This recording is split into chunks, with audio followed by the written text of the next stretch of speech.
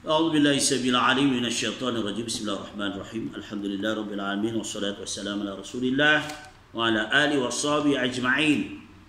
Alhamdulillah, bersyukur kepada Allah SWT. Perkongsian tentang hal-hal hukum, persoalan hukum.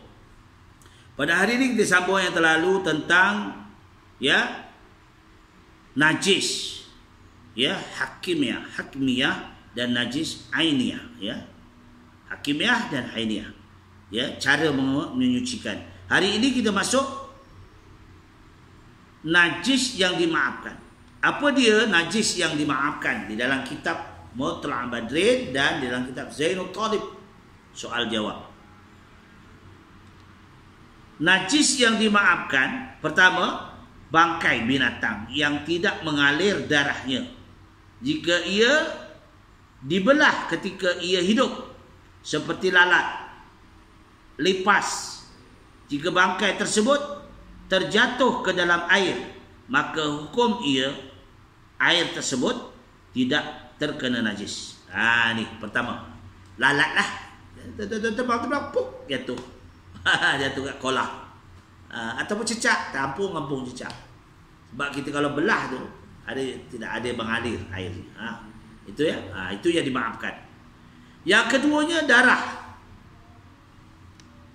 Darah, nanah, darah, nanah, yang ataupun muntah yang sedikit adalah dimaafkan jika terbawa dalam sembahyang. Yang sikit pada huruf.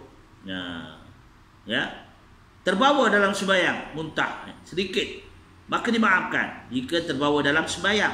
Demikian juga darah nyamuk, darah kutu dan sebagainya yang terkena pada pakaian yang tidak sengaja adalah dimaafkan. Kita tengok tu, astagfirullahalazim, ada titik, ada titik darah kutu. Mana orang kita mana tidur ataupun kita tidur, ada kutu, yang kutu masuk dalam baju ada. Kutu jangan main. Bukan ditilam, dibantal saja kutu ni. Kadang-kadang dia baju kita hapak. Itu sebab kita baju untuk sembahyang kita hasilkan. Kita gantung baju sembahyang tu, kita pakai sembahyang tu, habis sembahyang kita buka, kita pakai baju lain untuk kita relax, untuk kita baring, kita tengok TV ke apa.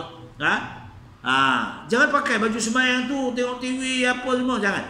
Ini kena jaga kebersihan pada badan, kebersihan pada pakaian. Uduk tu memang kami uduk, tapi kadang-kadang benda pada pakaian, pada badan kita tak jaga. Baju tu lah nak makan, lepas makan dia tidur-tidur boleh, bergoleng-goleng. Baju tu no. Baju yang pakai tidur, baju untuk pakai kerja di rumah, pakai kerja, baju khas. Ini untuk sembahyang kita gantung, ambil hingga gantung. Betul tuan-tuan, kita nak jaga kebersihan dalam solat kita. Takut kita terbawa benda-benda yang tidak dimaafkan. Dan sebagai yang terkena pada pakaian dengan tidak sengaja. Itu tak sengaja. Yang ketiga, darah dan nanah dari tubuhnya sendiri. Misalnya dari darah bisulnya sendiri, walaupun banyak, jika tidak melewati, tidak mengalir, dan tempat mengalir yang biasa, atau darah yang terkena pada pakaian dengan tidak sengaja adalah dimaafkan kalau kita sembahyang. Dimaafkan, Yang keempat, tanah lumpur, atau air yang di jalan yang mercik. Kadang-kadang kita naik motor, hujan, kita tak tahu terpercik air jalan tu. Naik skuter kurang sikit lah, skuter dia tertutup Tapi kalau kita naik kereta motor biasa, motor Honda yang biasa tu lah, mercik juga kadang-kadang air tu jadi kalau kena pada kaki, kita basuh. Mercik pada pakaian. Jika terkena pada badan atau pakaian, sama ada berjalan dengan tidak dapat dielakkan, adalah dimaafkan. Yang kelima, najis yang halus, yang tiada dapat dilihat oleh mata kebanyakan orang, seperti najis yang ada pada kaki lalat. Kaki lalat dia tak nampak, kita terpijak.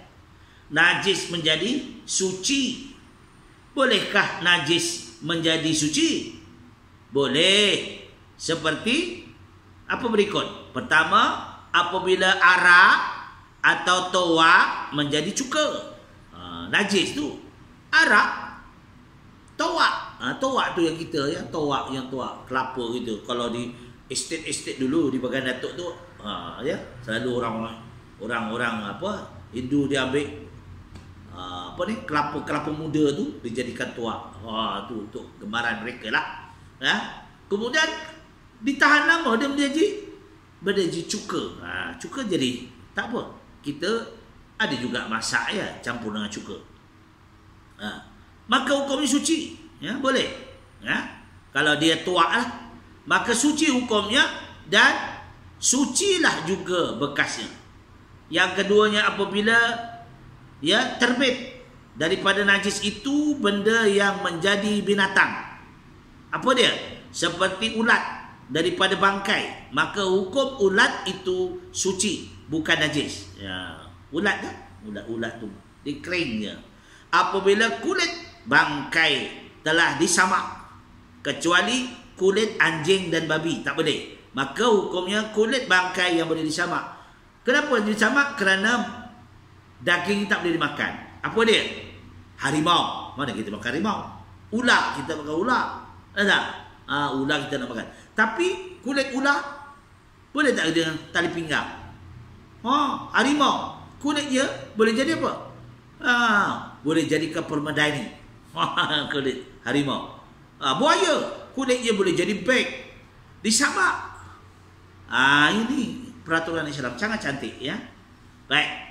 Bagaimana cara kulit bangkai itu disamak? Caranya ialah dengan menghilangkan darahnya, daging atau lainnya dari benda yang boleh membusuk, yang terlekat pada kulit itu dengan sesuatu yang tajam, ya, rasanya dan yang berkilat-kilat. Jikalau najis sekalipun, seperti tawas atau tahi, ya, merpati, kulit yang disamak itu menjadi suci. Dan maafkan, ya, dan dimaafkan, dibolehkan untuk apa? Yang sedikit padanya. Bolehkah disamak kulit anjing? Tak boleh, itu tak boleh. Hukum binatang yang halal saja. Ada yang halal saja, ya, yang tidak boleh dimakan dagingnya, kecuali anjing dan babi. Rimau boleh, apa semua boleh. Boleh ni. Tapi dia tak makan. Tapi kalau itu binatang yang boleh dimakan, kambing, apa lagi? Selain kambing, lembu, kuda, itu boleh. Itu memang boleh dimakan, tak payah disamak. Yang kena samak, apa dia?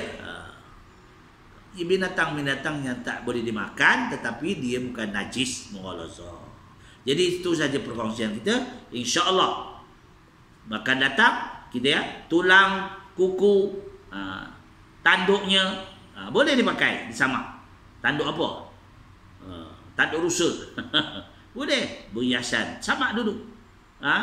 Hukum, ya. Jadi maksudnya bangkai-bangkai yang boleh dipakai, tapi binatang bukannya anjing dan babi. Selain pada itu boleh. Ya, walaupun daging itu tidak boleh dimakan, tapi menurut Islam boleh dijadikan perhiasan, jadikan penggunaan, ya, itu. Tapi yang akan datang kita masuk masalah bersuki. Jadi itulah perkongsian kita, sikit-sikit jangan lama jadi bukit.